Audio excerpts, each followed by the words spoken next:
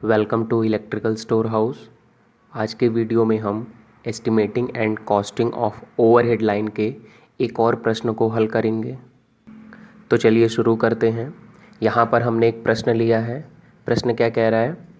एक किलोमीटर लंबी 3 phase line का मूल्यांकन कीजिए जबकि यह लाइन 11 केवी 3 फेज 50 हर्ट्ज निवर्तमान लाइन से निकाली जाती है। निवर्तमान का मतलब होता है एग्जिस्टिंग लाइन। लाइन के तीसरे पार्ट में सड़क मतलब तीसरे स्पान में रोड, 7वें पार्ट में रेलवे लाइन मतलब 7वें स्पान में रेलवे लाइन तथा 9वें पार्ट में टेलीफोन लाइन को पार करती है। ओके। और यहाँ पर कंडक्टर की साइज दी हुई है। यहाँ पर मध्यमान पार्ट मतलब स्पान दिया हुआ है, दो खंभों के बीच की दूरी जो कि 100 मीटर है।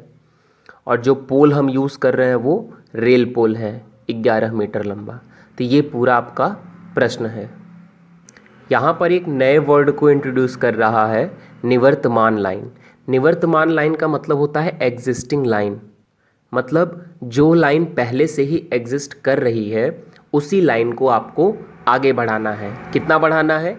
1 किलोमीटर लंबा बढ़ाना है। मतलब पहले से कोई लाइन बनी हुई है उसी लाइन को आपको आगे बढ़ाना है। और इस प्रश्न में हम लोग ये भी देखेंगे कि जब हम लाइन को रोड, रेलवे लाइन और टेलीफोन लाइन को क्रॉस करते हैं तो कैसा अरेंजमेंट करना पड़ता है। ओके, तो चलिए हम सॉल्यूशन करते हैं। जैसा आपको पता है कि एस्टिमेटिंग एंड कॉस्टिंग के क्वेश्चन को सॉल्व करने के लिए हमें स्टेप्स को फॉलो करने पड़ते हैं, तो हम एक एक स्टेप को फॉलो करते हुए क्वेश्चन को सॉल्व करेंगे। तो सबसे पहला स्टेप होता है हमारा एजम्पशन। ओके, तो यहाँ पे हमने एजम्पशन किया है। पहला एजम्पशन है हमारा लाइन सीधी रेखा में है। ओके, दूसरा एजम्पशन है हमारा निवर्तमान लाइन, मतलब एग्जिस्टिंग लाइन से लाइन निकालने पर पहला पोल सामान्य पोल होगा, मीन्स नॉर्मल पोल होगा, लेकिन एग्जिस्टिंग पोल को टर्मिनल मानते हुए दोहरी संरचना हेतु एक पोल और लगा देंगे। अब इस एजम्पशन का क्या मतलब है? जैसा कि हमने बताया कि एग्जिस्टिंग लाइन का मतलब है जो लाइन पहले से ही एग्जिस्ट कर रही हो उसी लाइन को आपको आगे बढ़ाना है।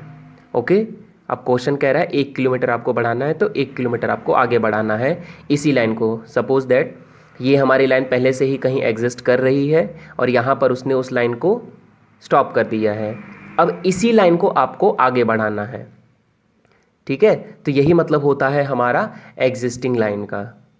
अब जो हमने एजम्पशन किया है उसका क्या मतलब है? तो जैसा कि आप जानते हैं कि जब भी हम लाइन की शुरुआत करते हैं तो पहले पोल को टर्मिनल पोल के रूप में करके उसके बाद हम लाइन की शुरुआत करते हैं।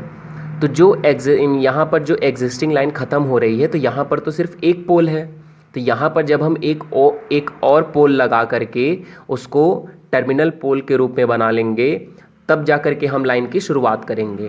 तो यही एजम्पशन में कह रहा है कि एग्जिस्टिंग लाइन से निकालने पर पहला पोल नॉर्मल पोल होगा, लेकिन एग्जिस्टिंग पोल को टर्मिनल पोल मानते हुए हमें एक और पोल लगा करके यहाँ पर अरेंजमेंट करना होगा, टर्मिनल पोल बनाना होगा। ओके, तो इस एजम्पशन का मतलब यही है। हमें कुछ इस तरह से एक और पोल लगा करके उसे टर्मिनल पोल में बदलना होगा। उसके बाद हम यहाँ से नई लाइन की शुरुआत करेंगे। ओके, आई होप आपको ये एजम्पशन समझ आया होगा। नेक्स्ट एजम्पशन है हमारा अंतिम पोल टर्मिनल पोल है। ये भी आपको पता है कि जब हम लाइन को कहीं ख़त्म करते हैं तो उसको हम अंतिम पोल को टर्मिनल पोल बना देते हैं। नेक्स्ट क्या है? रेलवे लाइन पार करते समय डबल पोल होगा। जब हम रेलवे क्रॉसिंग को पार करेंगे तो उस समय हम डबल पोल से क्रॉस करेंगे। रेलवे लाइन हम लोग कुछ इस तरीके से क्रॉस करेंगे और यहाँ पर डबल पोल लगा होगा। ठीक है, मतलब एच टाइप पोल लगा करके ही हम यहाँ पर रेलवे लाइन है, रेलवे लाइन को क्रॉस करते हैं। बाकी जो हमारा टेलीफोन लाइन होगा, रोड होगा, उसको हम सिंगल पोल से ही क्रॉस कर लेंगे। नेक्स्ट एजम्पशन है हमारा 8 ESWG का GI अर्थ वायर यूज़ किया गया है। तो ये एजम्पशन हो गए आपके। चलिए हम नेक्स्ट स्टेप की बात करते हैं। नेक्स्ट स्टेप में हम लोग पोल्स को फाइंड करेंगे कि कितने पोल्स की आवश्यकता पड़ेगी। तो पोल्स को निकालने का फॉर्मूला होता है length of line upon span. तो यहाँ हमने लेंथ ऑफ लाइन की वैल्यू रख दी, जो 1 किलोमीटर है तो उसको हमने मीटर में चेंज कर लिया है, तो ये हमारा आ जाएगा 10। ओके, +1 ये हम क्या ऐड कर रहे हैं, अंतिम पोल, क्योंकि अंतिम पोल हमने H टाइप पोल मतलब टर्मिनल पोल माना है, तो वहाँ पर हम जब एक और पोल लगाएंगे तब तो वो H टाइप पोल बनेगा, उसीलिए एक और पोल जोड़ रहे हैं, प्लस एक एग्जिस्टिंग पोल।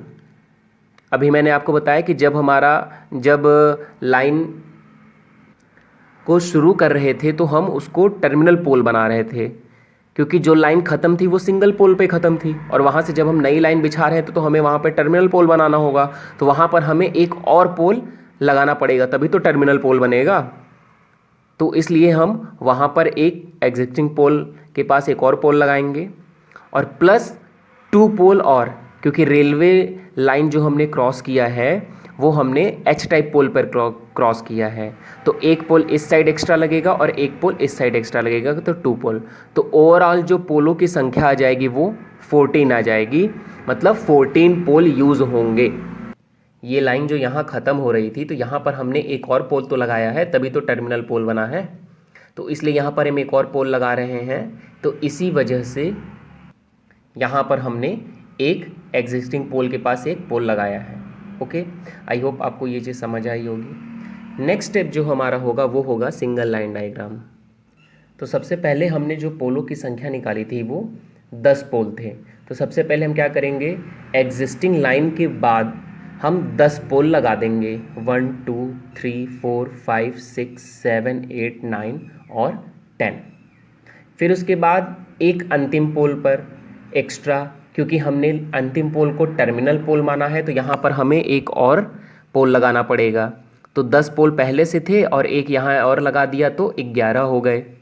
फिर उसके बाद एक एग्जिस्टिंग पोल के पास, तो यहाँ पर जो हमारी एग्जिस्टिंग लाइन थी, एग्जिस्टिंग पोल था, वहाँ पर हमने एक और पोल लगाया है, तो 11 और 1 12 हो गए, और 2 रेलवे लाइन पर एक्स्ट्रा लगाए हमने।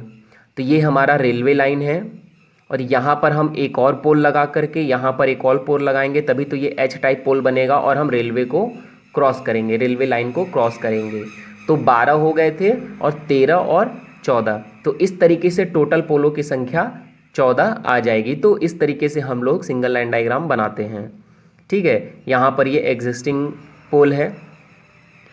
अब बात रही अर्थिंग की, तो हम यहाँ पर 3 जगह अर्थिंग प्रोवाइड करेंगे, पोल नंबर 1 के पास, उसके बाद जो चौथा पोल होगा उसको करेंगे अर्थिंग, 1 2 3 4 चौथा ये है तो इसको अर्थिंग करेंगे। उसके बाद हम हर चौथे पोल को करना होता है, तो 1 2 3 4, तो ये आ रहा था तो हमने सीधे टर्मिनल पोल को, क्योंकि टर्मिनल पोल को अर्थिट करना कंपलसरी है, तो हमने टर्मिनल पोल को डायरेक्ट कर दिया। ओके, तो इस तरीके से हम लोग 3 अर्थिंग प्रोवाइड कर रहे हैं। अब क्वेश्चन में क्या कह रहा था कि जो लाइन है वो तीसरे स्पान में रोड को क्रॉस कर रही है। तो तीसरा स्पान कहाँ है, पहला स्पान, दूसरा स्पान और तीसरा स्पान। तो ये तीसरा स्पान है ना, ये दोनों खंबे हैं, खंबों के बीच की दूरी को ही स्पान कहते हैं, और ये हमारा तीसरा स्पान है। तो तीसरे स्पान में रोड क्रॉस कर रहा है, जैसा कि आप यहाँ देख सकते हैं। फिर 7वें स्पान में रेलवे लाइन, तो तीसरा ये था, चौथा, 5वां, 6वां, 7वां, 7वें स्पान में रेलवे लाइन को क्रॉस कर रही है। और 9वें स्पान में टेलीफोन लाइन को, तो 7वां, 8वां और 9वां, तो 9वें लाइन में टेलीफोन को क्रॉस कर रही है। तो इस तरीके से हम लोग सिंगल लाइन डायग्राम बनाते हैं। अब इस एक क्वेश्चन में आप 3 क्वेश्चन को समझ सकते हैं, क्योंकि कभी कभी क्वेश्चन में सिर्फ पूछ देता है कि हमारी लाइन जब रोड क्रॉस कर रही हो, या तो सिर्फ पूछ देगा रेलवे लाइन क्रॉस कर रही हो, या तो सिर्फ पूछ देगा टेलीफोन लाइन क्रॉस कर रही हो, या फिर तीनों को क्रॉस करा देगा। तो यहाँ पे हमने उसीलिए तीनों को क्रॉस कर लिया है कि एक ही क्वेश्चन से आप 3 तरीके के क्वेश्चन समझ जाएंगे। तो आई होप आपको सिंगल लाइन डायग्राम अच्छे से समझ आया होगा। तो चलिए हम लोग नेक्स्ट स्टेप की बात करते हैं। नेक्स्ट स्टेप में हम लोग लेंथ ऑफ ओवरहेड कंडक्टर को फाइंड करेंगे। तो ओवरहेड कंडक्टर को कैसे फाइंड करेंगे, हमें 1 किलोमीटर लंबी लाइन बिछानी है तो 1000 मीटर हो जाएगा, और उसमें 3 फेज रहेंगे। तो हमने 3 का मल्टीप्लाई कर दिया है और 5% एक्स्ट्रा लिया है ड्यू टू सैग। तो ये हमारा जब सॉल्व करेंगे तो आ जाएगा 3150 मीटर। उसके बाद हम अर्थ वायर फाइंड कर लेंगे। हमें ये भी 1 किलोमीटर पूरा बिछाना है और अर्थ वायर एक ही वायर रहेगा, तो यहाँ पर 1 का मल्टीप्लाई कर दिया और 5% एक्स्ट्रा, तो ये 1050 मीटर आ जाएगा। तो इस तरीके से हम लोग ओवरहेड कंडक्टर को और अर्थ वायर को फाइंड करते हैं। चलिए हम बढ़ते हैं अपने नेक्स्ट स्टेप की ओर। नेक्स्ट स्टेप पे हम लोग बात करेंगे क्रॉसिंग से रिलेटेड, कि जब हम रोड क्रॉसिंग, रेलवे क्रॉसिंग और टेलीफोन लाइन क्रॉसिंग को क्रॉस करते हैं तो किन किन इंस्ट्रूमेंट की आवश्यकता होती है। तो यहाँ हम कुछ इम्पॉर्टेंट पॉइंट्स को देखेंगे और इम्पॉर्टेंट इक्विपमेंट को। तो सबसे पहले हम गॉर्ड वायर की बात करते हैं, जो कि 8 ESWG का GI वायर होता है। तो रोड क्रॉसिंग के लिए 2 गॉर्ड वायर लगेंगे, रेलवे क्रॉसिंग के लिए 4 गॉर्ड वायर लगेंगे, और टेलीफोन लाइन के लिए भी 4 गॉर्ड वायर की आवश्यकता पड़ेगी। अब ये गॉर्ड वायर क्या होता है? गॉर्ड वायर होता है जो प्रोटेक्शन प्रोवाइड कराता है। जैसा कि आप डायग्राम में देख सकते हैं, यही होता है हमारा गॉर्ड वायर। ओके, तो जो गॉर्ड होते हैं वो 2 प्रकार के होते हैं, क्रेडल गॉर्ड और बॉक्स या केज गॉर्ड। ठीक है, गॉर्ड वायर क्या करता है कि किसी भी लाइन के तार के टूटने पर गॉर्ड वायर उसे ज़मीन पर गिरने से पहले ही उसे अर्थड कर देता है। ठीक है, जिससे प्रोटेक्शन होती है। तो रोड क्रॉसिंग के लिए 2 गॉर्ड वायर लगेंगे। यहाँ पे आप देख सकते हैं ये रोड क्रॉसिंग है और यहाँ पर 2 गॉर्ड वायर लगे हुए हैं। ओके, कुछ इस प्रकार से। इसी तरह रेलवे लाइन में 4 और टेलीफोन लाइन में 4 गॉर्ड वायर लगते हैं। अब हम बात करें आई बोल्ट की, तो आई बोल्ट हमारा रोड क्रॉसिंग के लिए 4 लगेगा, क्योंकि 2 गॉर्ड वायर हैं। तो 2 गॉर्ड वायर हैं तो 4 आई बोल्ट लगेंगे।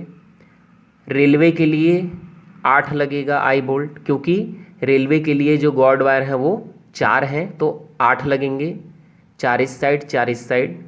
और टेलीफोन लाइन के लिए भी 8 आई बोल्ट लगेगा, क्योंकि गॉर्ड वायर 4 हैं, 4 इस साइड 4 इस साइड। ओके, गार्ड वायर को फिक्स करने के लिए आई बोल्ट का प्रयोग करते हैं।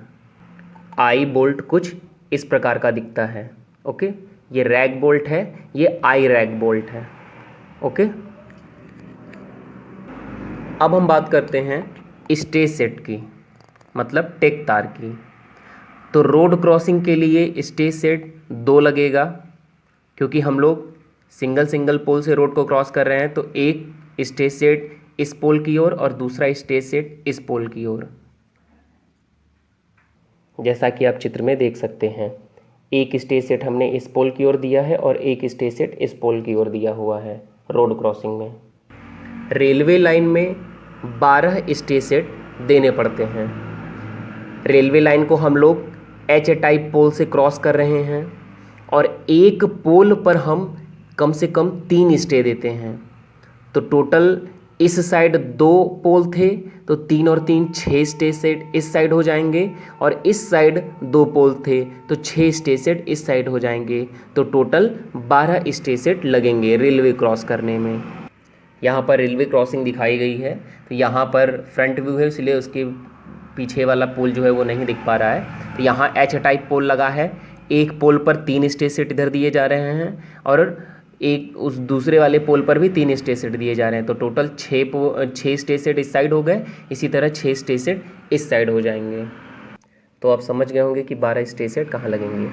इसी तरह टेलीफोन लाइन को हम लोग सिंगल पोल से ही क्रॉस कर रहे हैं, तो एक इस साइड पोल की तरफ स्टेज सेट दे देंगे और एक इस साइड पोल की तरफ स्टेज सेट दे देंगे, तो इस तरीके से 2 स्टेज सेट लगेंगे, जैसा कि आप चित्र में देख सकते हैं। ये हम लोग टेलीफोन लाइन को क्रॉस कर रहे हैं, तो यहाँ पर हमने इस पोल की साइड एक स्टेज सेट दे दिया और एक इस पोल की साइड एक स्टेज सेट दे दिया है। अब हम बात कर लेते हैं क्रॉस आर्म की। तो ये जो क्रॉस आर्म लगाते हैं हम लोग गॉर्ड वायर के लिए, तो ये क्रॉस आर्म कितने कितने लगेंगे। तो रोड क्रॉसिंग, रेलवे क्रॉसिंग और टेलीफोन लाइन क्रॉसिंग में जो क्रॉस आर्म लगेंगे वो 2-2 लगेंगे। ओके। क्रॉसिंग्स में जो क्रॉस लेज की लंबाई होती है वो फिक्स होती है। तो road crossing, railway crossing, telephone line crossing, इन सब में जो क्रॉस लेज की लेंथ होगी वो 2.5 मीटर होती है, ये फिक्स होती है। क्रॉस लेज कुछ ऐसा ही दिखता है। ये जो गॉर्ड वायर पे हम लोग लगाते हैं यही है क्रॉस लेज। ये देखिए, बेसिकली प्रोटेक्शन के लिए लगाते हैं कि अगर कोई फेज वायर टूट कर गिरे तो सिर्फ इसी पर गिरे और नीचे रोड पर ना जाए या रेलवे लाइन पर ना जाए या फिर टेलीकम्युनिकेशन लाइन पे ना जाए, नहीं तो खतरा होता है। ठीक है, तो इसकी जो लेंथ होती है वो फिक्स होती है 2.5 मीटर। अब हम ये देख लेते हैं कि रोड क्रॉसिंग में, रेलवे लाइन क्रॉसिंग में, टेलीफोन लाइन क्रॉसिंग में ये क्रॉस लेज कितने लगेंगे। 100 मीटर का स्पान है, इन 100 मीटर में कितने क्रॉस लेज लगने चाहिए ये हमें फाइंड करना होगा। तो चलिए हम लोग फाइंड करते हैं। तो रोड क्रॉसिंग के लिए क्रॉस लेज की संख्या निकालने का जो फॉर्मूला होता है वो ये होता है, स्पान माइनस 1.5/3 प्लस 2। अब यहाँ पर हम स्पान की जगह 100 रख देंगे और इसको कैलकुलेट कर लेंगे तो क्रॉस लेज की संख्या आ जाएगी। तो रोड क्रॉसिंग के लिए 35 क्रॉस लेज लगेंगे। ओके। इसी तरह हम लोग टेलीफोन लाइन का निकाल लेंगे। तो टेलीफोन लाइन के लिए क्रॉस लेज की संख्या का जो फार्मूला होता है वो होता है स्पान माइनस 6.1/1.83 प्लस 10। तो यहाँ पर हम स्पान रख करके कैलकुलेट कर लेंगे तो क्रॉस लेज की संख्या आ जाएगी। तो टेलीफोन लाइन क्रॉसिंग के लिए क्रॉस लेज की जो संख्या है वो 62 है, मतलब टेलीफोन लाइन को क्रॉस करने में 62 क्रॉस लेज लगेंगे। इसी तरह हम लोग रेलवे क्रॉसिंग के लिए निकाल लेंगे। तो रेलवे क्रॉसिंग के लिए क्रॉस लेज की संख्या निकालने का फॉर्मूला होता है स्पान माइनस 6.1/3.05 प्लस 10। यहाँ पर हम स्पान रख करके कैलकुलेट कर लेंगे तो 41 आ जाएगा। तो रेलवे क्रॉसिंग में जो क्रॉस लेज लगेंगे वो 41 लगेंगे। ओके। तो इस तरीके से हम लोग क्रॉस लेज की संख्या को निकालते हैं। अब हम बढ़ते हैं अपने नेक्स्ट स्टेप की तरफ, जो कि हमारा preparing of list of material है, मतलब सामग्री की सूची तैयार करना।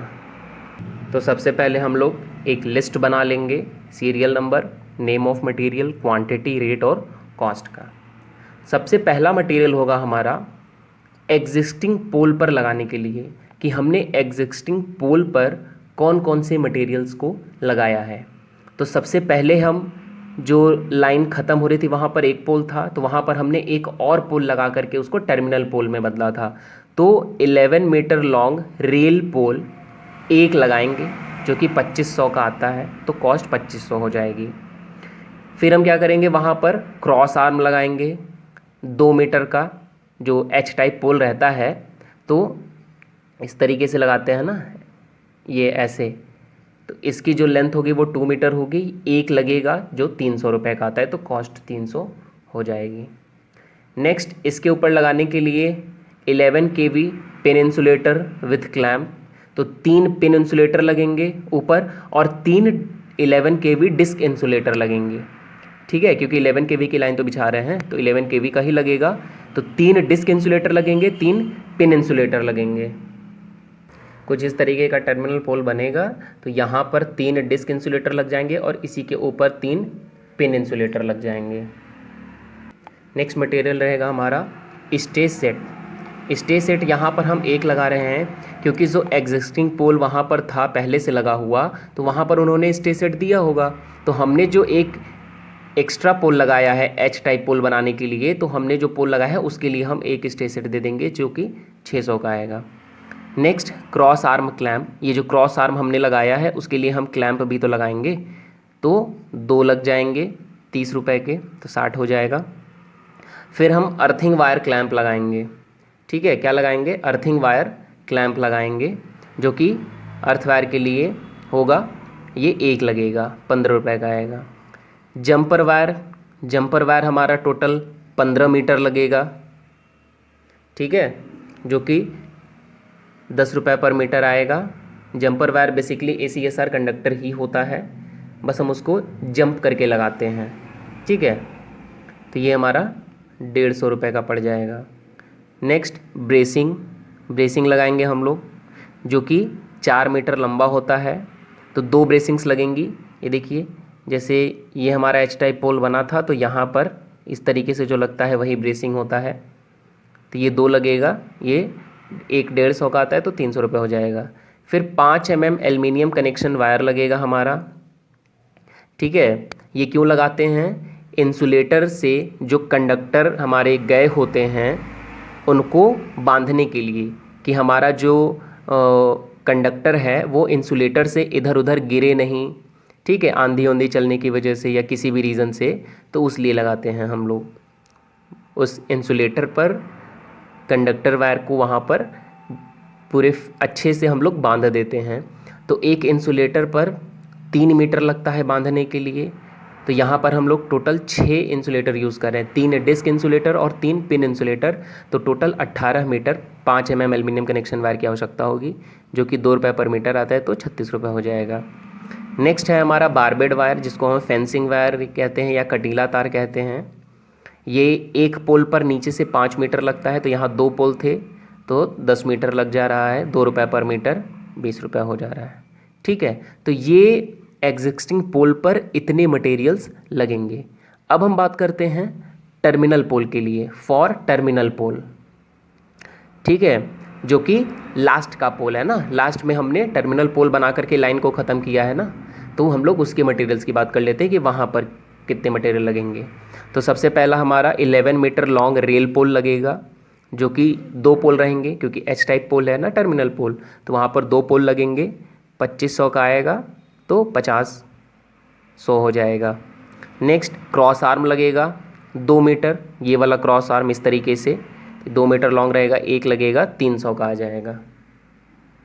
नेक्स्ट मटेरियल है हमारा क्रॉस आर्म क्लैम्प, तो 2 क्लैम्प लगेंगे क्रॉस आर्म को फिक्स करने के लिए, एक इस पोल पर एक इस पोल पर, ठीक है।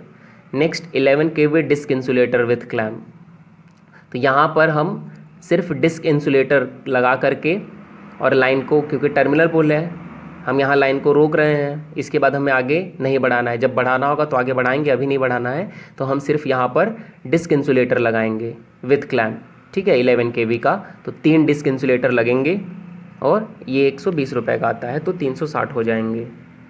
ये टर्मिनल पोल है हमारा, यहाँ पर हम सिर्फ 3 डिस्क इंसुलेटर लगा करके लाइन को स्टॉप कर रहे हैं।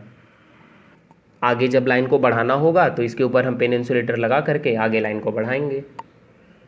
नेक्स्ट मटेरियल है हमारा स्टे सेट, तो टर्मिनल पोल में 2 पोल हैं, तो एक एक स्टे सेट दे देंगे, तो ये 600 का आता है, 1200 हो जाएगा। फिर अर्थिंग वायर के लिए हम अर्थिंग क्लैंप लगाएंगे, एक लगाएंगे 15 रुपये का आता है। ब्रेसिंग लगाएंगे हम लोग, ठीक है, ये इसकी लेंथ 4 मीटर होती है, 2 लगेगी ब्रेसिंग, ये इतने का हो जाएगा। फिर 5 mm एल्युमिनियम कनेक्शन वायर, ठीक है, 3 इंसुलेटर्स हैं और एक जगह पर 3 मीटर लगता है, तो टोटल 9 मीटर लगेगा, 2 रुपये पर मीटर आता है, तो 18 रुपये हो जाएगा, ठीक है। अब हम क्रॉसिंग्स की बात करते हैं, रेलवे क्रॉसिंग की, क्योंकि यहाँ पर हमने डबल पोल लगा करके रेलवे लाइन को क्रॉस किया है, ठीक है। तो सबसे पहले हम पोल की बात कर लेते हैं। 11 मीटर लॉन्ग रेल पोल लगेगा, कितना, 4, 2 इस साइड 2 इस साइड, क्योंकि हमने एच टाइप पोल से रेलवे लाइन को क्रॉस किया है ना, तो तो 4 पोल लग जाएंगे, 2500 का एक आता है तो ये 10,000 हो जाएगा। फिर नेक्स्ट क्रॉस आर्म लगेगा, तो रेलवे लाइन के लिए basically 2.5 metre long cross arm लगता है, तो ये 2 लगेंगे, एक इस साइड के एच पोल पर, एक इस साइड के एच पोल पर। ठीक है, 400 का आएगा तो 800 हो जाएगा। क्रॉस आर्म क्लैंप लगेगा हमारा, 4 क्रॉस आर्म क्लैंप लगेंगे। ठीक है, 15 का आता है तो ये 60 रुपये हो जाएगा।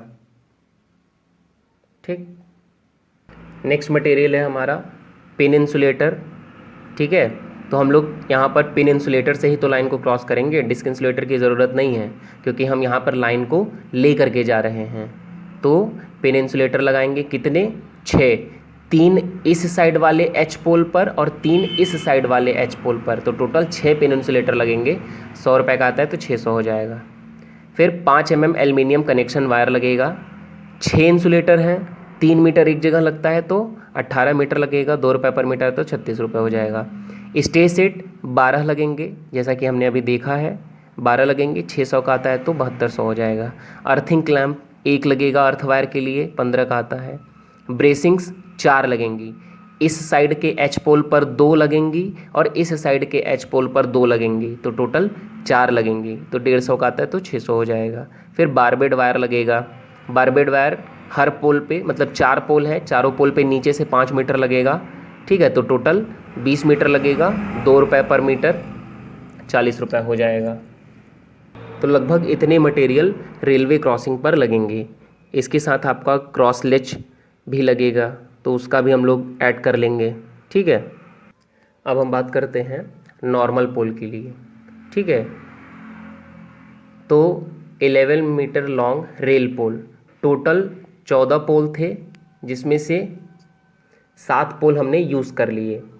ठीक है, तो कितने बचे, 7 और पोल बच गए। ठीक,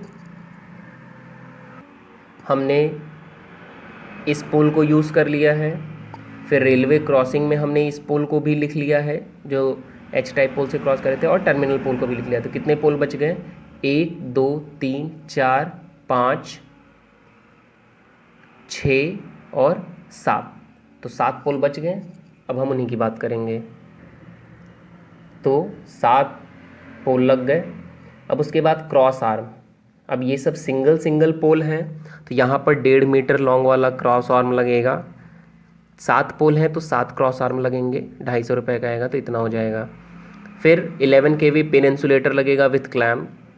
ठीक है, एक पोल पर 3 पिन इंसुलेटर लगते हैं, तो टोटल 7 पोल हैं, तो 7 त्रिके 21, तो 21 पिन इंसुलेटर लगेंगे, जो कि 100 रुपये का आता है तो 2100 हो जाएगा। अब क्रॉस आर्म पर तो पिन इंसुलेटर को लगाने के लिए व्यवस्था होती है, लेकिन पोल पर नहीं होती, क्योंकि तीसरा पिन इंसुलेटर तो पोल पर लगता है ना, तो वहाँ पर पहले हम एफ क्लैम्प लगाते हैं और फिर उसके बाद इसके ऊपर हम पिन इंसुलेटर लगाते हैं। ठीक है, तो 7 पोल थे तो 7 एफ क्लैम्प लगेंगे, और ये 30 का आता है तो 210 हो जाएगा। जैसे यहाँ देखिए, क्रॉस आर्म पर तो पिन इंसुलेटर को लगाने के लिए व्यवस्था होती है, लेकिन ये पोल है, पोल पर लगाने की नहीं होती, तो सबसे पहले हम एफ क्लैम्प लगाते हैं और उसके बाद पिन इंसुलेटर लगाते हैं। उसके बाद हम ये जो क्रॉस आर्म लगाए हैं उसके लिए क्लैम्प की भी तो आवश्यकता होगी, तो क्रॉस आर्म क्लैम्प लगाएंगे। कितना लगेगा, 7 लगेगा। ठीक है, 30 हो जाएगा, 30 एक पड़ेगा तो 210 हो जाएगा। फिर अर्थ वायर के लिए अर्थिंग क्लैम्प लगाएंगे। ठीक है, 7 अर्थिंग क्लैम्प लगेंगे हर पोल पर, तो 30 210 हो जाएगा। अब हम ACSR कंडक्टर लगाएंगे जिसकी साइज़ 6/1 × 2.59 mm होती है। ठीक है, ये हमने फाइंड निकाला था, तो ये 3150 मीटर आया था। ये 10 रुपये पर मीटर मिलता है, तो 31,500 रुपये आ जाएगा। फिर 8 ESW GI अर्थ वायर हम लोग लगाएंगे, ये 1050 मीटर आया था, 3 रुपये पर मीटर आता है, तो 3150 हो जाएगा इसका। फिर बारबेड वायर मतलब कटीला तार, 7 खंभे हैं, 7 पोल्स थे, एक पोल पर नीचे से 5 मीटर लगेगा, तो टोटल 35 मीटर लगेगा, 2 रुपये पर मीटर आता है, तो 70 रुपये हो जाएगा। फिर 5 mm aluminium connection wire insulator पर कंडक्टर को बांधने के लिए, टोटल 21 इंसुलेटर हैं पिन इंसुलेटर, और एक इंसुलेटर पर 3 मीटर लगेगा, तो टोटल 63 मीटर लगेगा, तो ये 2 रुपये पर मीटर आता है, तो 126 रुपये हो जाएगा। नेक्स्ट हमारा अर्थिंग सेट, हमने 3 जगह अर्थिंग की हुई है तो 3 अर्थिंग सेट लगेंगे, 1500 का आएगा तो 4500 हो जाएगा। फिर डेंजर बोर्ड विथ क्लैम्प, ठीक है, तो ये टोटल 11 लगेंगे, ठीक, टर्मिनल पोल पर एक, बाकी हर जगह लग जाएंगे, 11 डेंजर बोर्ड लगेंगे और 30 रुपये का आता है तो 330 हो जाएगा। लाइटिंग अरेस्टर एक लगेगा जो कि 4000 का आता है। फिर नट बोल्ट वाशर आवश्यकता अनुसार लगेंगे, लगभग 100 रुपये का हम ले लेंगे।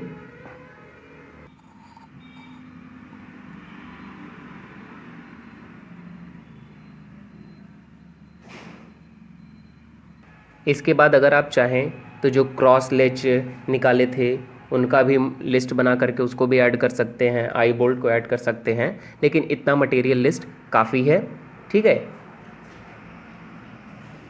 अब इसके बाद हम लोग क्या करेंगे, ये जो कॉस्ट वाला कॉलम है इन सबको हम ऐड कर देंगे तो हमारा टोटल मटेरियल कॉस्ट आ जाएगा।